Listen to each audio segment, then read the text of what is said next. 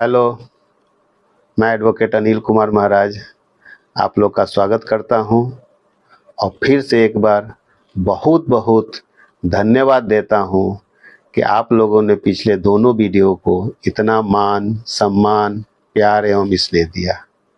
आज हम लोग एक सुप्रीम कोर्ट के जजमेंट पे बात करेंगे, जिसके आधार पर सुप्रीम कोर्ट ने उसमें एक दिशा निर्देश जारी कर दिया, जिसके आधार पर कि no arrest shall be made only because offence is non bailable और cognizable and therefore lawful for the police officer to do so. यानी कोई गिरफ्तारी सिर्फ इस आधार पे नहीं हो सकती है कि घटित घटना गैर जमानतीय घटना के अंतर्गत आता है और संज्ञेय अपराध के श्रेणी में आता है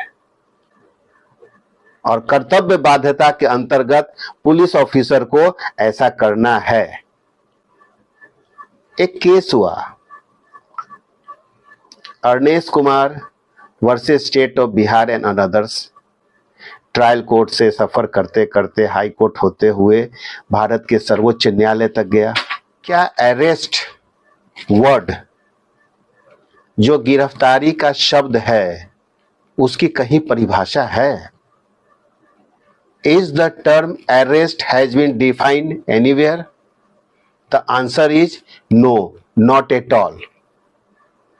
the term arrest has not been defined neither in IPC nor in CrPC. Arrest क्या है? तरीका बताया गया है। कॉग्निजेबल ऑफेंस में अरेस्टिंग ऐसे होगी, नॉन कॉग्निजेबल ऑफेंस में अरेस्टिंग ऐसे होगी। किसी पुलिस वाले के सामने कोई घटना घट रही है, उसकी अरेस्टिंग ऐसे होगी। यानी मोड ऑफ अरेस्टिंग बताया गया है। But what is the definition of the arresting? The criminal law is silent. और किसी भी व्यक्ति की अरेस्टिंग होती है तो उसके साथ में और क्या क्या आता है? किसी व्यक्ति विशेष की स्वतंत्रता को बाधित किया जाता है और जीवन भर के लिए वो गिरफ्तार व्यक्ति कुंठित हो जाता है। पुलिस ऑफिसर ये समझते हैं कि मुझे गिरफ्तार करने की शक्ति धारण है, इसलिए मैं गिरफ्तार करता हूं, परंतु न्यायपालिका की सोच पुलिस वाले से बिल्कुल विपरीत है। इसी सोच और आधार पर सर्वोच्च न्यायालय ने अपना जो निर्णय दिया वो सराहनीय योग्य है, स्वागत योग्य है, देश हित में है, समाज हित में है, व्यक्ति विशेष की स्वतंत्रता की रक्षा करने के हित में है, जिसकी चर्चा हमारे संविधान में भी है। सर्वोच्च न्यायालय के समक्ष अपीलार्थी यानी अपीलांट अर्नेश कुमार थे और केस क्या था? Arnesh Kumar versus state of Bihar and other criminal appeal number 1277 2014। और इस अपील की सुनवाई ऑनरेबल सुप्रीम कोर्ट के द्वारा honourable justices Chandramouli Kumar Prasad N Pinaki Chandra Ghosh ने किया और जजमेंट तो दिया ही, साथ में कुछ गाइडलाइन भी प्रोवाइड किए ऑल ओवर इंडिया की पुलिस के लिए। अपीलांट अर्नेश कुमार को सुप्रीम कोर्ट से राहत तो मिलती ही है, जीत भी मिलती है और सुप्रीम कोर्ट ये अवधारणा अवधारित करता है कि 498 का बहुत ज़्यादा दुरुपयोग हो रहा है और बेवजह की गिरफ्तारियां हमारे देश में पुलिस ऑफिसर के द्वारा की जा रही हैं, जिसका कोई औचित्य नहीं निकलता है। इसीलिए इस Arnesh Kumar versus state of Bihar case में सुप्रीम कोर्ट ने जो दिशा निर्देश दिया उसका मेन उद्देश्य यही है कि आईपीसी की उन धाराओं के अंतर्गत जिन धाराओं में अधिकतम सजा 7 वर्ष या 7 वर्ष से नीचे है, चाहे वो फाइन के साथ हो या बिना फाइन के साथ हो, वैसी अवस्था में पुलिस जो है किसी भी व्यक्ति को अरेस्ट नहीं कर सकती है। अरेस्ट करने से पहले वो जो है सीआरपीसी की धारा 41A का नोटिस निर्गत करेगा आरोपी पर, जिसके खिलाफ पुलिस ऑफिसर को यह उचित शिकायत और विश्वसनीय शिकायत मिली है और हो सकता है कि संज्ञेय अपराध फला व्यक्ति ने किया होगा, लेकिन उसको गिरफ्तार करने के बजाय उसके विरुद्ध एक 41A में नोटिस निर्गत करेगी पुलिस। पहले क्या होता था कि यही सेक्शन 41 जब ए नहीं उसमें जुड़ा हुआ था, तब किसी भी व्यक्ति को किसी भी सूचना पर गिरफ्तार कर लेती थी कि हो सकता है कि कहीं संज्ञेय अपराध कारित हो जाए।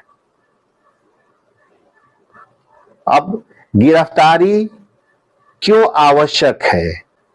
Why arresting is must and what is the duty of the police officer before arresting? गिरफ्तारी करने से पहले अगर शिकायत उचित आई है, विश्वसनीय आई है, तो पुलिस वाले जो हैं उस व्यक्ति को एक नोटिस निर्गत करेंगे और उस नोटिस में उस व्यक्ति को ये दिशा निर्देश दिया जाएगा कि अमुक जगह आप अपनी उपस्थिति दर्ज करें इस संदर्भ में। अगर वो व्यक्ति वहां अपनी उपस्थिति दर्ज करा देता है पुलिस ऑफिसर के समक्ष, तो वो व्यक्ति चाहे वो संज्ञेय अपराध के श्रेणी का आरोपी क्यों ना हो, वो गिरफ्तार नहीं किया जाएगा। और पुलिस ऑफिसर का भी ड्यूटी है कि किसी की भी गिरफ्तारी करने से पूर्व यह संतुष्टि पहले ले कि इसकी गिरफ्तारी क्यों अनिवार्य है, गिरफ्तारी से हम क्या हासिल करने जा रहे हैं।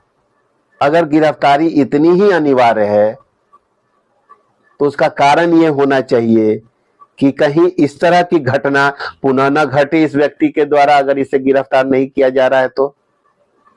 अगर इसे गिरफ्तार नहीं किया जा रहा है तो हो सकता है साक्ष्य को ये नष्ट कर दे।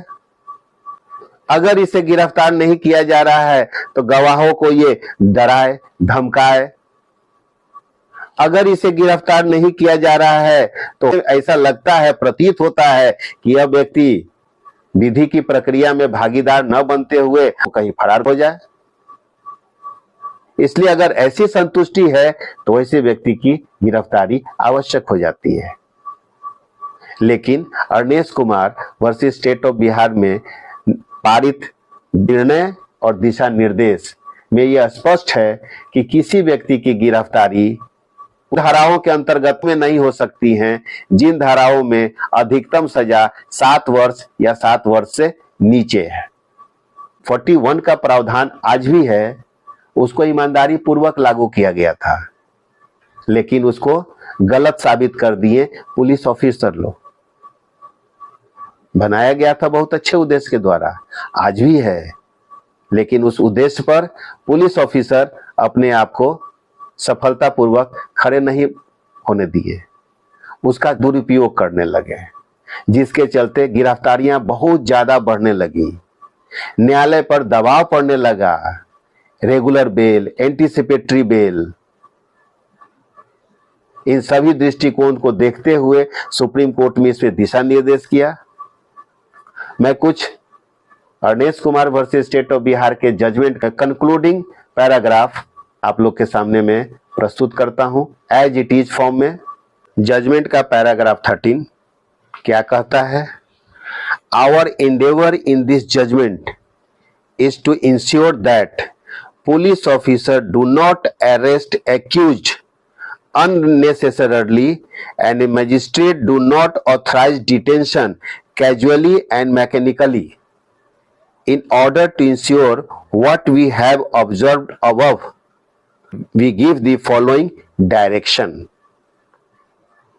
अब डायरेक्शन में बहुत सारे डायरेक्शन है, स्टेट गवर्नमेंट को क्या करना है, पुलिस ऑफिसर को क्या करना है, मजिस्ट्रेट को क्या करना है, लेकिन उसमें पैराग्राफ 13 का सब paragraph 6 notice of appearance in term of section 41A of CRPC be served on the accused within 2 weeks from the date of institution of the case which may be extended by Superintendent of Police of the district for the reasons to be recorded in writing. Case दर्ज होने के 2 सप्ताह के अंदर में आप accused को notice निर्गत करेंगे सेक्शन 41A CRPC के अंतर्गत। उसी पैराग्राफ 13 के सब पैराग्राफ 7 बोलता है, failure to comply with the direction aforesaid shall apart from rendering the police officer concerned liable for departmental action, they shall also be liable to punished for contempt of court to be instituted before high court having territorial jurisdiction। यानी जो दिशा निर्देश उपरोक्त बोले गए हैं इस निर्णय में अगर उसको पालन करने में, अनुसरण करने में अगर पुलिस ऑफिसर किसी भी स्थिति परिस्थिति अंतर्गत असफल पाए जाते हैं, घोर लापरवाही व्यतीत करते हुए पाए जाते हैं, तो उनके खिलाफ विभागीय कार्रवाई के साथ साथ कोर्ट की अवमानना का केस भी चलेगा और वो केस उस राज्य के उच्च न्यायालय के अंतर्गत चलेगा। इसी जजमेंट का पैराग्राफ 14 बोलता है, we hasten to add that the direction aforesaid shall not only apply to the cases under section 498A IPC or section 4 of the Dowry Provision Act, the case in hand, but also such cases where offense is punishable with imprisonment for a term which may be less than 7 years or which may extend to 7 years whether with or without fine। Supreme court कहती है अपने judgement में कि ये दिशा निर्देश सिर्फ IPC की धारा 498A और सेक्शन 4 डाउरी प्रोविजन एक्ट पर ही लागू नहीं होता है, बल्कि तमाम उन आईपीसी की धाराओं के अंतर्गत में लागू होता है जिन धाराओं के अंतर्गत में निर्धारित सजा 7 साल या 7 साल से नीचे है, चाहे उसके साथ फाइन या फाइन का प्रावधान नहीं हो। उन सभी धाराओं पर वो एक साथ लागू होता है, एक स्थिति अंतर्गत लागू होता है, सिर्फ 498A और सेक्शन 4 डाउरी प्रोविजन एक्ट पर ही लागू नहीं होता है। अतः अब पुलिस वैसे अपराध जिनकी सजा 7 साल या 7 साल से कम है, वैसे अपराध में तत्क्षण प्रभाव के साथ में गिरफ्तार नहीं कर सकते हैं। पुलिस का ये कर्तव्य है, विधिवत कर्तव्य है कि पहले अगर कोई शिकायत पुलिस के पास में पहुंची है तो वो शिकायतकर्ता का शिकायत सुनने के उपरांत अगर उसे लगता है कि उचित शिकायत है, विश्वसनीय शिकायत है, तो अधिरोपित आरोपी को एक नोटिस निर्गत करेगा सेक्शन 41A CRPC के अंतर्गत, और नोटिस प्राप्त होने के तत्पश्चात जिस व्यक्ति के ऊपर नोटिस प्रेषित किया गया है उस व्यक्ति का दायित्व बनता है कि नोटिस में लिखे हुए आदेश का अनुसरण करें, कंप्लायंस करें। नोटिस में बताई गई जगह, चाहे वो थाना हो या पुलिस वाले के निर्देशन, जहां भी बुलाया गया है वहां उस व्यक्ति को अपनी उपस्थिति दर्ज करानी है, चाहे वो संज्ञेय अपराध का ही आरोपी क्यों न हो। अगर वो अपनी उपस्थिति वहां पुलिस के समक्ष दर्ज करा देता है तो उसे गिरफ्तार नहीं किया जा सकता है।